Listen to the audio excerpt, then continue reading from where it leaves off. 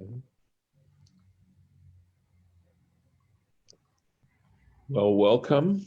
And I want to explain that we've made a decision not to continue the reading of the Psalms because with the little limited time we have, it perhaps takes up more time in terms of the progress we can make.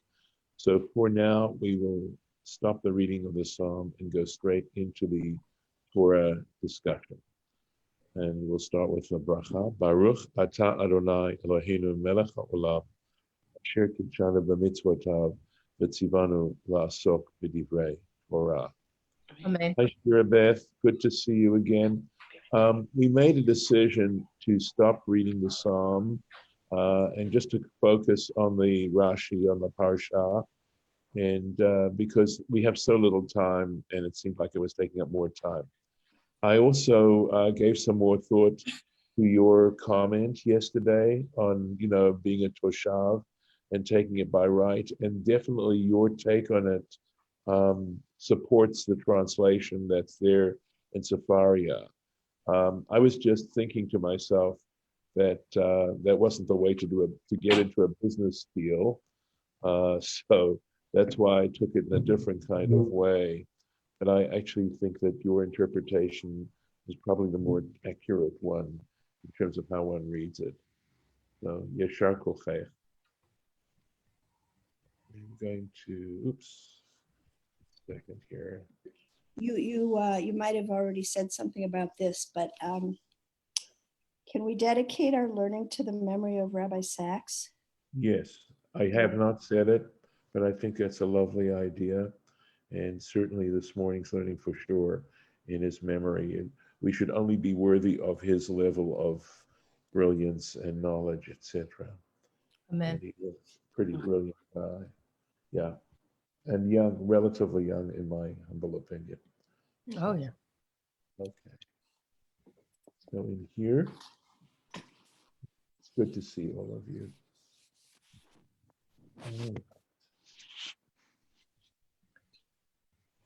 So here we are, right here. We're on verse 10. Yes, I believe we are.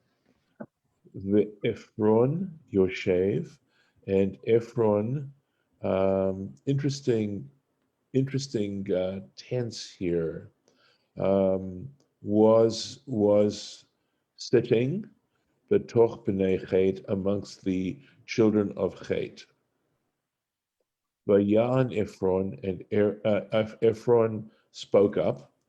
Ephron the Hittite spoke up at Abraham or responded. Ephron the Hittite answered at Abraham, Be'oznei v'nei Chet, in the hearing of the children of Chet, L'chol ba'eshar iro,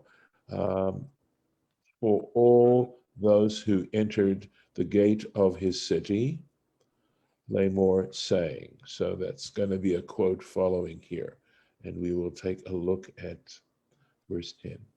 The Ephron Yoshev. So Rashi jumps on this because it's more of a gerund, a present participle, than like is sitting. Ketiv chaser. So it looks like Ephron Yashav. Let's take a look at the text itself. Yeah. So you can see that in the Torah text, it looks like the Ephron Yashav, and Ephron was sitting instead of Ephron is sitting. So here we go.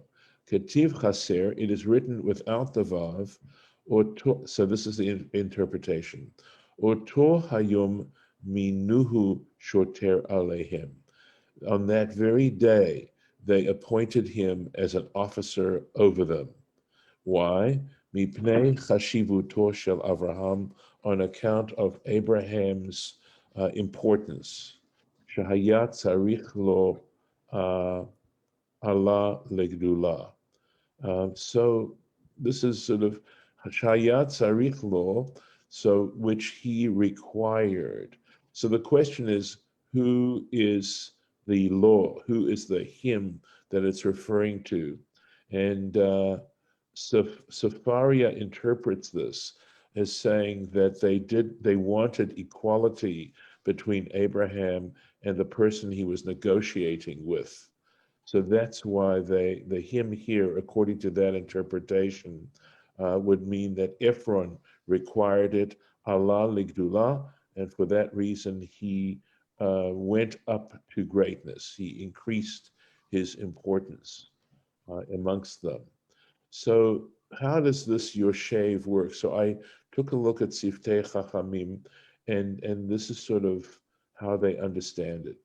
So if it said Ephron Yashav, we would simply understand that Ephron was one of the people who was sitting among them, and there'd be no need to interpret it any further, that it was just informing us that the Torah was simply informing us that Ephron was one of the let's say the elders of the town, that he already was one of the elders.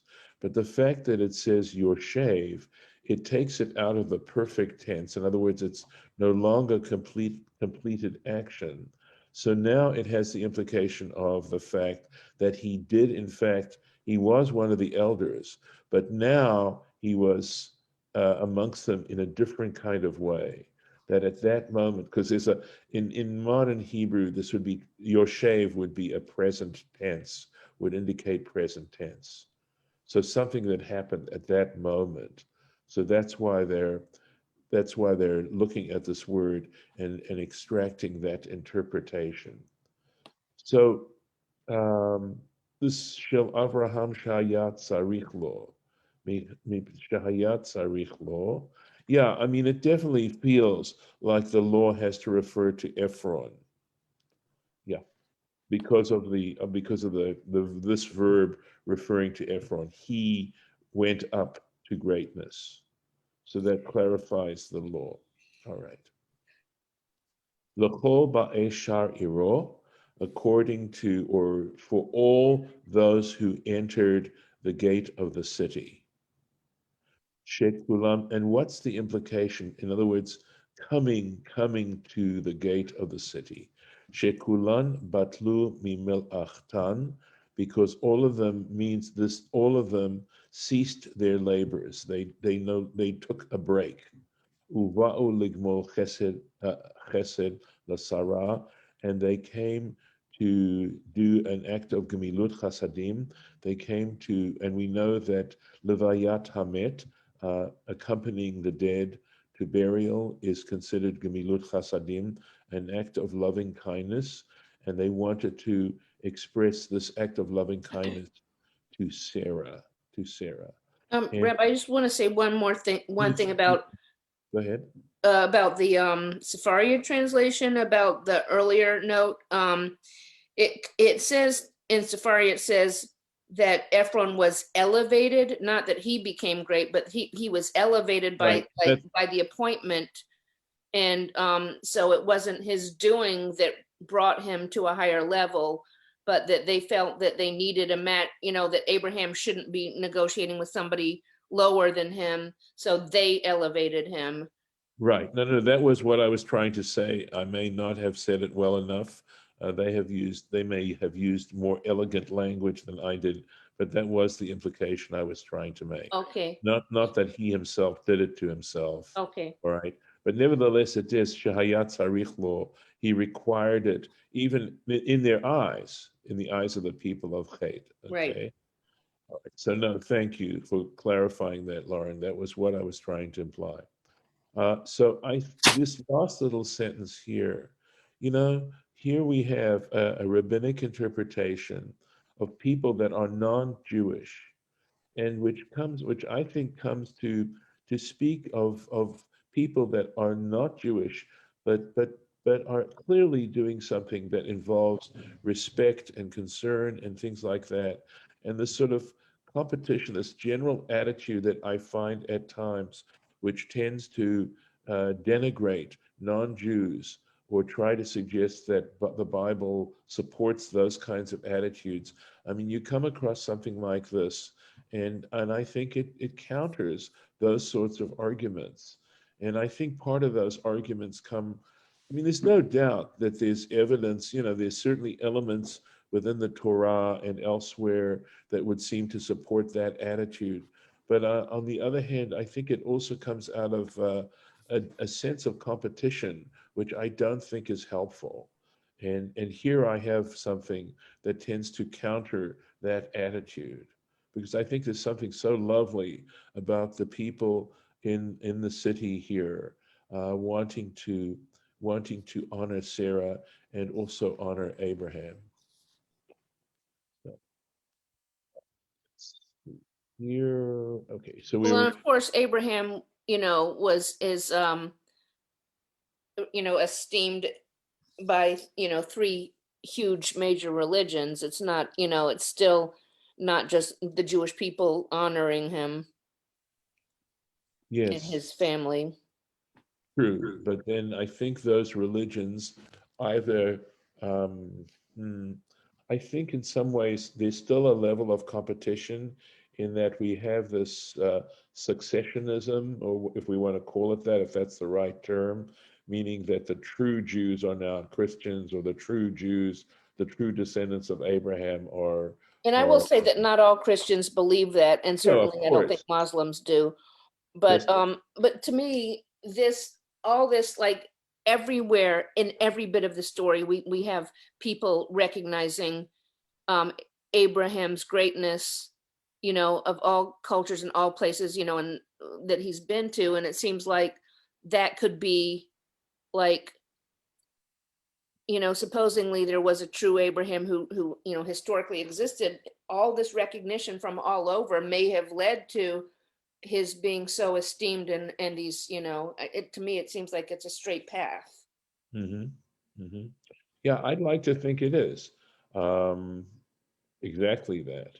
And that, but the point is here, these people, aren't converts. They're not people such as Christians and Muslims who clearly have some link to Judaism and Jewish values and Jewish beliefs. These are people who are pagans that we're talking about here. And I know one can get into the, is it historical, etc. But again, I like to move sort of a little bit away from that and say, but nevertheless, what's the point, right? The point is that the Torah is trying to teach us something about how we look at other people or people with differing beliefs, and don't necessarily relegate them to some, you know, just to totally Well, despise them or whatever. I don't think I brought up an argument about historicity by saying let's assume this is a historical thing. Right. The assumption that it is doesn't argue that it's not, and what would that mean if it isn't? It's right, the assumption that, yes, this is what happened and this is a straight path. right. Okay. Fair enough. All right. Ephron's words. Lo Adoni. No, my Lord. Shma'eni. Listen to me. Hasadeh natati lacha. I have given you, in other words, as it were to say, I have already given you the field. V'hama'ara, and the cave asher bo, which is in it. Lecha natatiha, to you I have given it. Le'enei vnei ami, in the presence of all my, in the presence of the children of my people.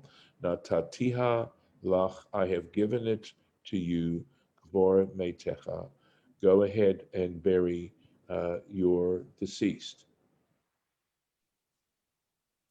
So, lo Adoni, sorry, lo Adoni, no, my Lord. Lo tikne ota bedamim. You will not acquire it through money. Natati lacha, I have given it to you. Harehu kamor shenatatiha lacha. It is as if I have already given it to you. So this is, whether or not this is a sincere conversation, or whether or not this is a convention, a way in which one enters into this bargaining mode, we'll have to, we'll have to see. Okay. Uh, here. I want to find the right place. Right here. Vayishtachu Abraham. So Abraham prostrated himself. He bowed down. Lifnei Am Haaretz, before all the people. See, there's no Rashi on that. Vaydaber el Ephron bo iznei Am Haaretz lemor. And he spoke to Ephron in the hearing of the people, saying, Ach im ata. However, if you, Lush Ma'eni, would please listen to me, Natati Kesef Hasadeh. I have already given you. So this is sort of the implication. Remember, we've got this natati, natatiha, natatiha. So this use of the perfect tense. So in other words, consider it as if the money is already given to you. I have given you the money for the field. Kach mimini, take it from me. Ve'ekbara et meti shama, so that I can bury my deceased there. Ach imata. However, if you please would listen to me. Ata omer li lishmoa lacha.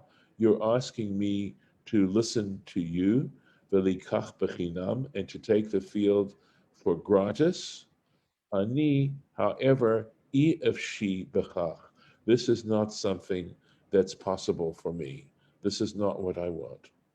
Ach imata. However, if you, Lush Ma'eni, would please listen to me, halavai vatish Ma'eni. So Rashi is interpreting this ach imata Lush Ma'eni as halavai. In other words, would it were vatish Ma'eni, that you should listen to me. Natati, and again, past tense here. Uh, okay, so he simply says, donner, belaz in French, geben, to give. Mikan hu etzli. This is muchan hu etzli. I have set aside the money. I have it for you. V'halavai, and would it were, natati lachakvar, had I already given it to you. I would have already given you the money. I have it ready, available, and it's something I would have given to you already. Um, So in the Rashi, it says, I give perfect with present. It says sense, but maybe it means tense. I'm not yeah, sure. It says yeah, perfect with present sense. And then it says done, Donne. yeah. English, I give. Right. Donner in No, French. not donne, done. Donne is like given, something that's been given, and this So is it's present tense. okay. So my understanding is that in French, when you want to use to define a verb, if you want to, just like in Hebrew, you use the third person masculine past tense. In French, you use, like aller, donner, or something. Well, it So doesn't have yeah, I an know it doesn't accent. spell it that way. No. It doesn't spell it as donne, it spells it as done. It doesn't have an accent or a Right. Z, for a. So what you're saying is that it's trying to also give the tense, that the point that the Rashi here is that he's giving the tense of the verb. The Rashi at the beginning of the in Safari it says twice, I give. Okay, so notice in the Hebrew, do you see that there's a sin here? Mm-hmm. And that's why, and there's also a yud here. So Mm-hmm. it seems to me that if I were to spell it out, let's say I were to spell it out, I would spell it D-O-N. I'd have to put in another N just because of Right. the French, I believe. Mm-hmm. E-S, E-S. Well, that would Okay, make it it's an today's French. informal second person, Mhm. and it would have to have a Z to be Okay. formal, and I would think they would use formal language. So again, remember, we got two challenges here. One Mm-hmm. is it's not modern French. It's Right. it's That's true. That's middle true, French, number one. which I And the don't know. second thing, then it's how it's spelled. okay, Mhm. in the Hebrew, and how accurate that is, because the people who were doing the manuscripts or doing the typefacing or whatever in the early printed editions were not necessarily familiar with French, okay? Right. And then geben, okay, in the Yiddish means to give. Hmm. So in other words, whoever put in the Yiddish understood the French as meaning to be the infinitive. Then that would, oh yeah, in And modern French, that would have that's an R why at the end. yeah, But exactly. ER um, for don't know. anyway, but That's I'm just why saying I what just want you to Sepharia know. says. Yeah, yeah. I'm not. It says I give on Sepharia, so I don't. Yeah, It could be wrong right. though. Well, again, right or wrong is going to be hard to. I'm just using the information have here on my page here, and that's with us. You know how deeply researched the Sepharia translation is. You know, based on manuscripts. I mean, there are what are called critical editions. You may be familiar with this already. And in critical editions, they go through all the various manuscripts and early printed editions. There's some basic early editions, early manuscripts, like in the Vatican Library and elsewhere, where they've gone over every single word. And very often they'll have what is called an apparatus at the bottom, where basically they show you the different versions. So this is also, I mean, we're not dealing with that element of scholarship here. We're just trying to get a basic understanding of how Rashi is interpreting this. But sometimes those differences, I mean, here the distinction isn't terribly significant, but sometimes in other issues, the differences in manuscripts or the early printed editions and the differences can make a difference in terms of how you understand it. So we have all these kinds of challenges when you start digging deep in terms of understanding this. Yep. Okay. But not so much here. It's kind of a minor thing. No, here it is a minor thing, but there were two reasons why I went the way I went. So just to let you know my Yeah. thing. Let's see. Let's go back here. Vayaan answered Ephron et Abraham, Lemorlo, saying to him, Adonai, my Lord, Shma'eni. Again, listen, look at how many times they're saying Shma'eni, because they're coming from two sides and they're bargaining essentially. But it's sort of interesting the way the bargaining's going. But here's where this is going to be the final element of the bargaining. Adonai Shma'eni, my Lord, hear me out. Eretz, a land, arba me'ot shekel kesef, worth 400 shekels of silver. Beini uveincha mahi, between you and me, what is it? What's the difference? So, he's sort of saying it isn't worth that much. At least what it's sounding like is that he's saying, 400 shekels, big deal. That's pin money, right? The et mecha kavor, and your deceased bury, so that you can bury your deceased.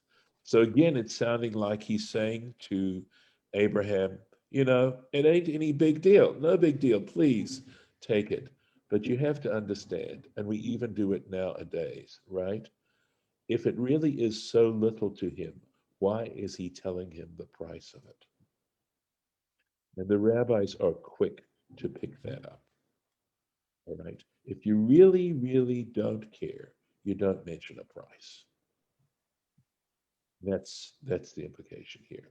So whether or not he's just being cagey, or whether or not this is simply the way in which bargaining took place between two people, I don't know for sure.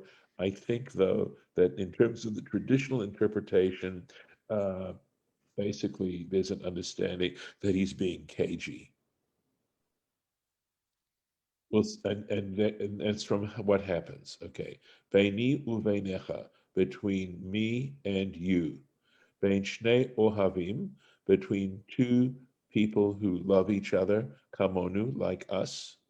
Mahi, kashuva. lichlum, of what account of it is at all. Ela hanach et hamecher, but rather, so they're taking this now seriously, and that he's meaning this. At least that's what it's sounding like. But don't pay attention to the price, the et meitcha kavor, but go ahead and bury your deceased. So here we go. And we'll see if there's any more about this general thing. Vayishma Abraham el Ephron. So this is what's interesting. So it says Abraham, we could translate it as Abraham listened to Ephron, but as Lisa will tell you, the word Shama can also mean understand. So in other words, Abraham understood what Ephron was driving at. And what happens? Vayishkol Abraham leEphron, and Abraham weighed out to Ephron et hakesef, the silver, asher this I imagine should be a dagesh there, asher diber be'oznei v'nei chet, of which he spoke in the hearing of the children of Chet, arba me'ot shekel, 400 shekels, kesef of silver, over la socher. I believe the translation is like current merchant's money. Okay, Great, yeah. over passing the merchant. In other words, currency, right? Literally, It's just at the currency. going rate, Yes. going Okay. merchant's rate, yeah. Okay. All right. So let's see what it says. Okay. And we all know this one, Yes. the spelling change in Ephron. Yes, exactly. Vayishkol, yes. Vayishkol Abraham leEphron. Abraham weighed out to Ephron. So we notice that here the word Ephron has a vav in it. We could check other examples too. There's Ephron with a vav in it. Let's go back a little bit, see. It had a vav every time until now. That's the point. That's what I'm trying to point out. There's the vav in Ephron. However, now Ephron doesn't. Ephron does not have a vav. And Rashi's going to pounce on that. And he quotes the Gemara in Bacharot 50, Chaser vav. The vav is missing in Ephron. Why? Lefi she'amar harbe, because on the one hand, on the upfront of things, he was saying a lot, meaning he was being extremely generous in terms of what he was saying. But he didn't even do a little. And so again, Bama Matzia, etc., Shinatal Mimenu Shkalim Gedolim, because he took from Abraham large shekels. In other words, shekels of great value, Kantarin centurions. In other words, they were worth 100 whatevers, okay? Shne'emar over la socher, because he was saying that this was passing merchants' money, current merchants' money, shemit kablim b'shekel b'chol makom.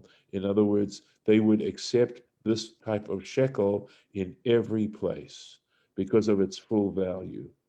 V'yesh makom, and there are places sheshkalehem gedolim, where their shekels are of full value, shehen kantarin, because they are centurions, centinar, and centennial, the laws in Old French or in translated into foreign language. Yeah, he says centenaria instead of centurions, but yeah, and then in French centenars. Yeah, I've heard of the money referred to as centurions. I'm Yeah, just looking at what it says, yeah. right, of course. All right, so here we go. So And I then- guess he's like, so he charged him retail price. He didn't even give him a break and charge him wholesale, but I guess full merchant's value is retail. Yeah, and of With a course it large was saying markup. yes, or beyond. Okay, one could say that this is where we see the very first time of a funeral expenses being extremely high, that it's all there in the Torah to begin with. So, I mean, look, here's the point. When you have to bury somebody, you're not in a bargaining position. It's not like you can be taking a month to check out various offers and do this kind of thing. You're basically held at bay by the person who's offering the service. And whatever they're going to charge you, you can't really sit and argue. Well, could Abraham not have insisted that he pay for it when it seems like at the beginning Ephron was just saying, go ahead, have it, it's yours? Couldn't he have just done it then? Okay, again, there's some real amazing subtlety going on in terms of, okay, in terms of this. We know already that when the king of Sodom offered Abraham the booty, and remember that particular thing going on in Lech Lecha, I believe, and Abraham said, "I wouldn't take a shoelace from you." And there's a real sensitivity about who you accept favors from. And you Mhm. want to be very careful about who you wind up, in a sense, owing. Because when somebody does a favor to you, or for you, in some senses, they have an advantage over you. I get There's it. a I get there's it. an owing that you have. And so Abraham would not want to, and especially if we accept Ephron's character, you want to be so careful about who you accept gifts from. There's a story about a fellow, by a great rabbi, he's a rabbi in the Talmud by the name of Rav. Okay, I think his full name was Abba Arifa. He's a major player in the Talmud, and the story goes that he never accepted gifts from anyone, never accepted favors from anyone. Look at what's going on right now, where I understand, and forgive me for entering politics for a moment, where basically Trump is trying to suggest that he has bought the Supreme Court. And I think he actually says that Justice Amy has to pay him back. So there's a real sense here why Abraham would not have accepted Ephron's offer. Quid pro quo. Yeah, well, there The is. offer There is. might not And have I, been yeah, sincere anyway. If he had behaved as if the offer to take it for free was sincere, that would maybe have been a violation of the norms of politeness. In other words, out of politeness or some kind of respect, Ephron said, "Oh, it's yours, just take it." right, But if exactly, Abraham had taken him up on that, that would have right, violated the norm, which was you don't actually take that seriously. You just take that as a sign of respect or something. right. And it's a bargaining convention. So it's a way to bargain in. So that's one of the reasons why I went that direction. But I think, in all fairness, we can play around with this, and we can look at it and say, Ephron, if maybe Ephron was sincere to begin with. But the trouble is that mentioning of 400 shekels at the last point there just clearly, at least as far as I'm concerned, clearly indicates that he truly, it was not a sincere offer, and that had Abraham taken him up on it, Ephron would have wanted to take advantage of it, of that And situation. why else would he have lost his vav Of if he weren't being a little greedy or good, insincere? good point. Good point. By the way, in the Midrash Rabbah that says it about it, they talk about it. They quote a verse from Proverbs to introduce the whole story, and it's a really great proverb, and talks about something to the effect that a generous person does well, and that a person who's stingy or has it's I think it's called something ayin. I can't think of what kind of eye you have, like a stingy eye, right? In the end will lack. And they say in the end will lack, taking a letter out of Ephron's name. Now again, name, right? Reputation, right? Person's reputation. And it's so cool that trying to guard your reputation and being concerned about it is a sign of greatness, and civilization, as far as I'm concerned. And look at behavior these days. We've come so far and we haven't come so far. It just depends. Pick and choose how far we've come. So what follows? And I remember this actually, I'm not sure if it was a Bible class that I had back in seminary or whether it was an article I read, but what follows in a sense sounds like a deed. In other words, where they are quoting the deed, the title deed. So, Vayakom stay It's Ephron. after 10. Oh, sorry. Okay, yes it is. Let me stop the share. Okay. Well, what do you know? So time goes quickly when you're having fun. I'm going to say farewell to our Facebook friends and hope that they were able to enjoy this morning. All right.